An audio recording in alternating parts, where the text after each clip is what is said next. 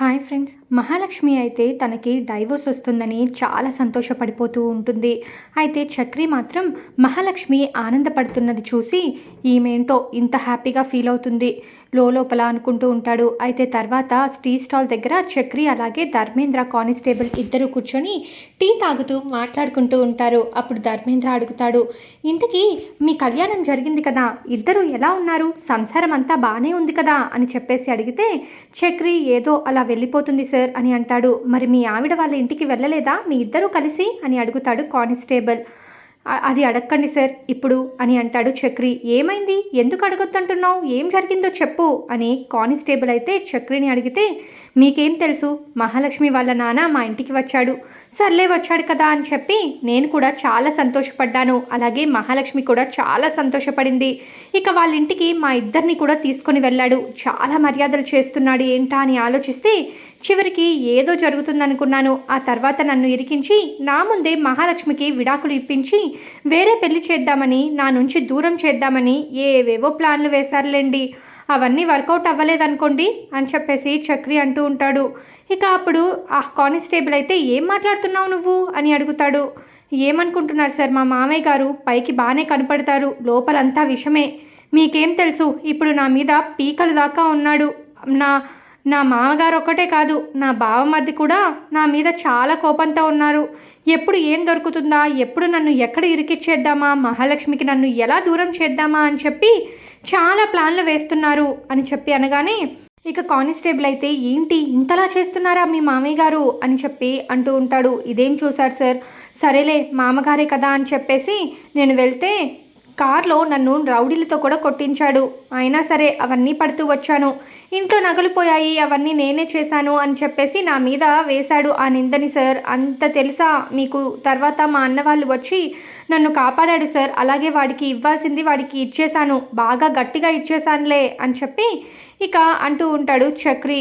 Case పెట్టి మీ మామయ్య గారిని లోపల తోయించనా అని అంటాడు ధర్మేంద్ర. అప్పుడు చక్రి వచ్చి ఎందుకులే సార్, మా మామగారే కదా, ఎంతైనా మళ్ళీ మహాలక్ష్మి ఫీల్ అవుతుంది, తన తండ్రి జైల్లో ఉన్నాడంటే ఎంతైనా మహాలక్ష్మి గారు ఫీల్ అవుతారు, నాకు మహాలక్ష్మి గారు ఫీల్ అయితే అస్సలు నచ్చదు సార్ అని చెప్పగానే ఇక ధర్మేంద్ర వచ్చి చక్రి నువ్వు ఎంత మంచి మనిషివిరా, అసలు అలాంటి వాళ్ళకి దొరికావంటే నిన్ను ఏదో ఒకటి చేసేస్తారు అని అంటాడు కానిస్టేబుల్. నా మనసు మీకు అర్థమైనట్టు ఇంకా ఎవరికీ అర్థం అవ్వడం లేదు సార్ అని చెప్పి అనగానే ఇక కానిస్టేబుల్ అయితే ఎవరికి అర్థం అవ్వాలి చెప్పు అని అడుగుతాడు. అప్పుడు ఏం చెప్పమంటారు సార్, ఉంది కదా మా ఆవిడ, తన గురించే చెప్తున్నాను నేను, మరి ఏమనుకుంటున్నారు సార్, తనకి డైవర్స్ కావాలంట అని అనగానే ఒక్కసారిగా షాక్ అయిపోతాడు.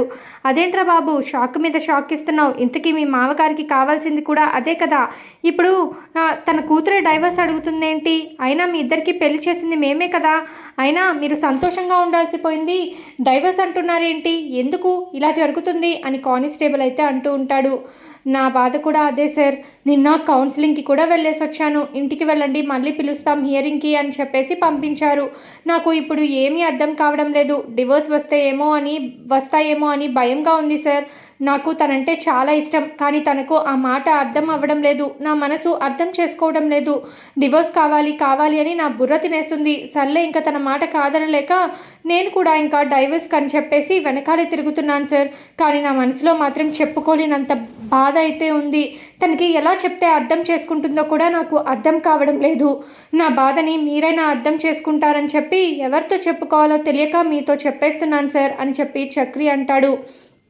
అప్పుడు కానిస్టేబుల్ అయితే నాకు డౌట్ రా, ఇన్నాళ్ళు లేనిది ఎందుకు ఇప్పుడు డివోర్స్ అంటుంది ఆ అమ్మాయి, నువ్వు ఆ అమ్మాయి ఇద్దరు గొడవ పడ్డారా, అయినా నువ్వు అమ్మాయిని బాగా చూసుకోవడం లేదా, అమ్మాయిని ఏమన్నా ఇబ్బంది పెడుతున్నావా చెప్పు, ఎందుకు ఇలా డైవర్స్ అడుగుతుంది అని చెప్పి ఇక కానిస్టేబుల్ అడగగానే అలా ఏం లేదు సార్, నేనెందుకు సార్ గొడవ పడతాను, నేనెందుకు తనని ఇబ్బంది పెడతాను, తను నన్ను తిట్టినా కొట్టినా సరే నేను ఒక్క మాట కూడా ఎదురు చెప్పను సార్, చాలా బాగా చూసుకుంటాను అని చెప్పగానే ఇక కానిస్టేబుల్ అయితే మరి ఎందుకు రా డివోర్స్ అని అడుగుతాడు అని అంటుంది. అసలు డివోర్స్ ఇవ్వడానికి మీకు దగ్గర అసలు కారణమే లేదు, అలాంటప్పుడు డివోర్స్ అంటే ఎవడు ఇస్తాడు రా, మీకు డివోర్స్కి కారణం ఏమైనా ఉందా, ఇంట్లో వాళ్ళతో ఏమైనా ప్రాబ్లమా అమ్మాయికి అని అడుగుతాడు కానిస్టేబుల్.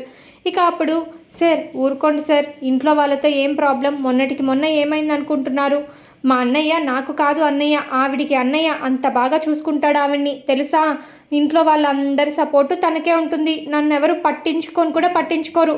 ఒకవేళ నేను ఇంట్లో నుంచి బయటికి వెళ్ళిపోతానన్నా కూడా వెళ్ళిపో అంటారు. అదే నా భార్య మహాలక్ష్మి బయటికి వెళ్తానంటే అస్సలు ఒప్పుకోరు.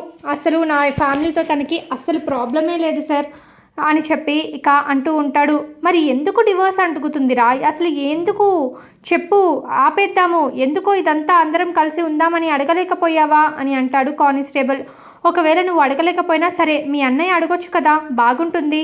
మీ అన్నయ్య మీ భార్యతో చాలా క్లోజ్ అని చెప్తున్నావు కదా, అలాంటప్పుడు మీ అన్నయ్య అడిగితే తన మనసు మార్చుకుంటుందేమో, ఒకసారి ఆలోచించు అని చెప్పి ఇక అడుగుతూ ఉంటాడు కానిస్టేబుల్.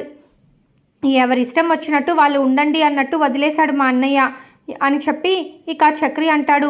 మా తమ్ముళ్ళు అలానే ఉన్నారు అని అంటాడు చక్రి. కానిస్టేబుల్తో వాళ్ళందరితోనూ బాగానే ఉంటుంది, కానీ నీతో మాత్రం డివోర్స్ కావాలి తనకి అని ఎందుకంటుంది? ఏదన్నా ప్రాబ్లం ఉంటే కూర్చొని సాల్వ్ చేసుకోవాలి కానీ ఇలా ఎవరన్నా చేస్తారా? అయినా పెళ్ళి కావాలి అనేది తనే, పెళ్లి చేసుకుందాం అని చెప్పి నిన్ను ఇబ్బంది పెట్టింది తనే, ఇప్పుడు డివోర్స్ కావాలనేది తనేనా? నాకు అసలు ఏం చేయాలో ఏం అర్థం అవ్వట్లం లేదు అని చెప్పి అడగానే నాకు కూడా ఏమీ అర్థం కావడం లేదు సార్, అందుకే ఇలా సైలెంట్గా కూర్చొని ఉండిపోయాను అని చక్రి అంటాడు. అదేంటి ఆమె ఇష్టమా?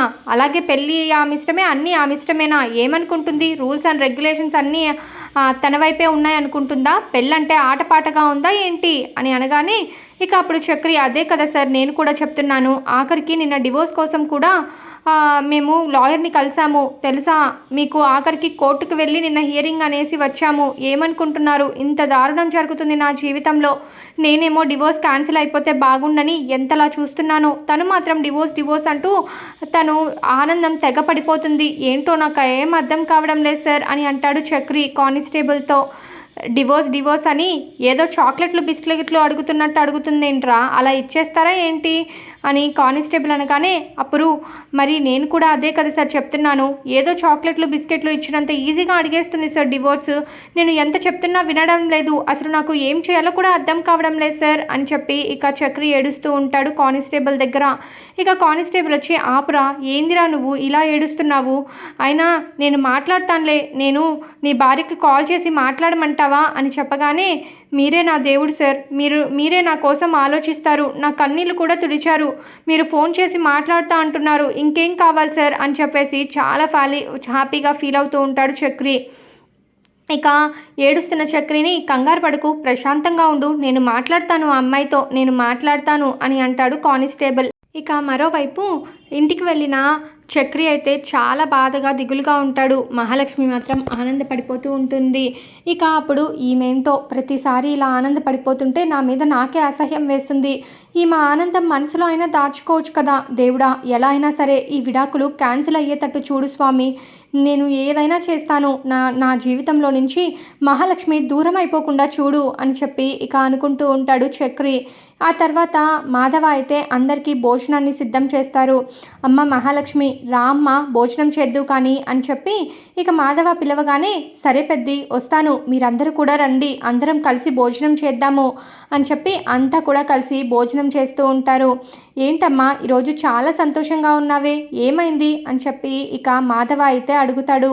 ఏం లేదులే పెద్ది, నీతో చెప్పకూడని విషయం ఏమన్నా నాకు ఉంటుందా ఏంటి, పనైన తర్వాత నీతోనే మొదటిగా చెప్తాను, ఇప్పుడైతే చెప్పలేనులే, అయినా ఈరోజు ఏం కర్రీ చేసావు చెప్పు, నాకు చాలా బాగా ఆకలేస్తుంది అని చెప్పి ఇక అంతా కూడా నవ్వుకుంటూ భోజనం చేస్తారు. ఇక భోజనం చేసిన తర్వాత చక్రి అయితే బయట కూర్చొని దిగులుగా బాధపడుతూ ఉంటాడు. ఇక అప్పుడు చక్రి దగ్గరికి మహాలక్ష్మి వెళ్తుంది. నేను మీతో మాట్లాడాలనుకుంటున్నానండి అని చెప్పగానే ఇక చక్రి వచ్చి అవునా ఏం మాట్లాడాలనుకుంటున్నారు అని అంటూ ఉంటాడు. కానీ మనసులో మాత్రం మళ్ళీ ఈమె ఏం ఫిట్టింగ్ పెడుతుందో, ఈసారి ఏం అడుగుతుందో, ఈమె నాతో మాట్లాడాలంటేనే నాకు భయం వేస్తుంది, కానీ ఏం చేద్దాం చెప్పండి అని అనాల్సి వస్తుంది అని అనుకొని చెప్పండి సైలెంట్గా ఉన్నారేంటి, నాతో మాట్లాడాలన్నారు కదా, ఏ విషయం గురించి మాట్లాడాలనుకుంటున్నారో చెప్పండి అని చెప్పి ఇక అడుగుతూ ఉంటాడు చక్రి. ఇక మహాలక్ష్మి అయితే ఇలా అంటుంది, కేశవకి పెళ్ళి ఫిక్స్ అయిపోతుంది ఖచ్చితంగా, ఎందుకంటే సైరుని ప్రేమిస్తున్నాడు కదా, ఇక మీరు కూడా ఎవరో ఒకరు అమ్మాయిని డివోర్స్ వచ్చిన తర్వాత పెళ్లి చేసేసుకుంటారు, అందరూ వాళ్ళ జీవితాలను చూసుకుంటున్నారు, కానీ పెద్ది మాత్రం పెళ్లి చేసుకోకుండా ఇలాగే ఉండడం నాకు అస్సలు నచ్చడం లేదు, అని అనగానే, మరి ఏం చేద్దామండి చెప్పండి, గాయత్రి ఏమో ఎవరినో పెళ్లి చేసేసుకుంది కదా, అలాంటప్పుడు అన్నయ్య ఎవరిని పెళ్లి చేసుకుంటాడు, బాగా ప్రాణం కంటే ఎక్కువగా ప్రేమించాడు. గాయత్రి ఇలా పెళ్లి చేసుకుందని చెప్పి అన్నయ్య ఎంత ఫీల్ అవుతున్నాడో ఏంటో. అలాంటప్పుడు ఇప్పుడు మనం పెళ్లి టాపిక్ తీసుకొని వస్తే అన్నయ్య వినడు కదా, అందుకే నేను కూడా సైలెంట్గా ఉన్నాను అని చెప్పి చక్రి అంటాడు.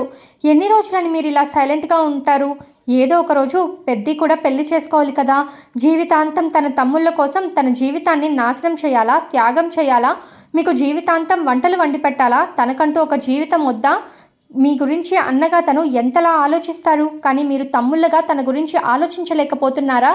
నేను ఈ ఇంటికి తిరిగి వచ్చింది కూడా అందుకే, అందరికీ కూడా నేను పెళ్ళిళ్ళు చేసిన తర్వాతే ఈ ఇంట్లో ఏ ఆడపిల్ల ఉండదన్నారు కదా, అలా కాదు అని నిరూపించడానికే నేను తిరిగి ఇంటికి వచ్చాను. మరి ఆ పనిని నేను పూర్తి చేయాలి కదా, ఎలా అయినా సరే నేను పెద్దికి పెళ్లి చేస్తాను అని చెప్పి ఇక మహాలక్ష్మి అంటూ ఉంటుంది. అప్పుడు చక్రి వచ్చి, నిజంగా మీరు చాలా గ్రేట్ అండి, అందుకే మీరంటే నాకు నిజంగా చాలా ఇష్టం. ఒకవేళ మా అమ్మ ఉంటే తన కొడుకులు అందరి గురించి ఎలా అయితే ఆలోచిస్తుందో మీరు కూడా అలాగే ఆలోచిస్తున్నారు. ఇంకా చెప్పాలంటే మా అన్నయ్య గురించి మాకంటే మీరే ఎక్కువగా ఆలోచించి ప్రేమ చూపిస్తున్నారు. ఇదంతా మా కుటుంబం చేసుకున్న అదృష్టం. నిజంగా నీకు చాలా రుణపడి ఉంటామండి అని చక్రి అనగానే, అలా ఏమీ లేదు, మీరందరూ నా మీద చూపిస్తున్న ప్రేమ కంటే నేను మీ మీద చూపించేది అస్సలు కొంచెం కూడా ఎక్కువ కాదు. అయినా వీటన్నిటి గురించి మళ్ళీ మాట్లాడుకోవచ్చు, ముందైతే పెళ్లి గురించి మనం ఆలోచించాలి అని అనగానే, ఏంటండి మళ్ళీ మ్యాట్రిమోనీలో ఏమన్నా అన్నయ్య ఫోటో పెడుతున్నారా ఏంటి అని అడుగుతాడు చక్రి. అలా ఎందుకు చేస్తానండి, ఆల్రెడీ ఒకసారి మనం అలా చేశాం కదా, ఈసారి అలా కాదు, మొన్న ఒక అమ్మాయి మన ఇంటికి వచ్చింది కదా అని అనగానే, ఎవరండి, ఏ అమ్మాయి అని అంటూ ఉంటాడు చక్రి. అదే అండి హిందీ పిల్ల, ఒక అమ్మాయి వచ్చింది కదా, అమ్మాయా, ఓకే ఓకే, చాలా బాగుంది కదా, అందంగా ఉంది కదా అని అనగానే, అందం కాదు, ఆ అమ్మాయి మంచి అమ్మాయిలాగా అనిపిస్తుంది, ఆ అమ్మాయి అయితే పెద్దికి కరెక్ట్ జోడి అనిపిస్తుంది, అందుకే ఆ అమ్మాయి గురించి వివరాలు తెలుసుకొని ఆ అమ్మాయిని పెద్దికిచ్చి పెళ్లి చేయాలనుకుంటున్నాను అని అనగానే, ఇక చక్రి తన మనసులో ఇలా అనుకుంటూ ఉంటాడు. ఒక పక్క నాతో విడాకులు తీసుకొని మరోపక్క మా అన్నకి ఇంకొక అమ్మాయికి పెళ్లి చేయాలనుకుంటున్నారా, ఏంటండి మీరు, మా అన్నకి సంతోషం ఇచ్చి నాకు ఇలా బాధను మిగిల్చాలనుకుంటున్నారా అని చెప్పి అనుకుంటూ ఉంటాడు చక్రి. ఇక అప్పుడు మహాలక్ష్మి వచ్చి, ఏంటండి ఏం మాట్లాడరేంటి, నేను మీతోనే మాట్లాడుతున్నాను, చెప్పండి ఆ అమ్మాయి పెద్దికి ఎలా ఉంటుంది అని అడగగానే, అవును బాగుంటుంది, కానీ ఆ అమ్మాయి హిందీ అమ్మాయి కదా, ఆ అమ్మాయికేమో తెలుగు రాదు, అన్నకేమో హిందీ రాదు, మరి ఎలా అండి వాళ్ళిద్దరికీ మ్యాచ్ కుదురుతుందంటారా అని చక్రి అడగగానే, భాషదేముందండి, 2 రోజులు పోతే ఇద్దరూ నేర్చేసుకుంటారు, దానికి ఏమీ ఇబ్బంది లేదు, కానీ వాళ్ళిద్దరూ ఒకరినొకరు అర్థం చేసుకుంటే వాళ్ళ జీవితం బాగుంటుంది కదా, అందుకే రేపు మీరు రెడీగా ఉండండి, రేపు మనము పెద్ద సైట్ దగ్గరికి వెళ్ళి ఒకసారి ఆ అమ్మాయి మనీషా కదా, ఆ అమ్మాయిని వెళ్ళి కలిసేసి మాట్లాడదాము, తన వివరాలన్నీ కూడా తెలుసుకుందాము, ఒకవేళ మన పెద్దికి అన్నిటికీ సరిచూడనుకుంటే వెంటనే పెళ్లి చేసేద్దాము, ముందుగా పెద్దికి పెళ్లి చేయాలని నాకు చాలా కోరికగా ఉంది, కేశవ కంటే కూడా పెద్ది ముందు పెళ్లి చేసుకుంటే బాగుంటుంది కదా, ఏమంటారు అని మహాలక్ష్మి చక్రిని అడుగుతుంది. నిజమే అండి, మీరు చెప్పినట్టే చేద్దాము, మీరు ఎలా చెప్తే అలా చేస్తాను, నేను ఉదయాన్నే మిమ్మల్ని తీసుకొని అన్నయ్య సైట్ దగ్గరికి అయితే తీసుకొని వెళ్తాను అని చక్రి చెప్తాడు.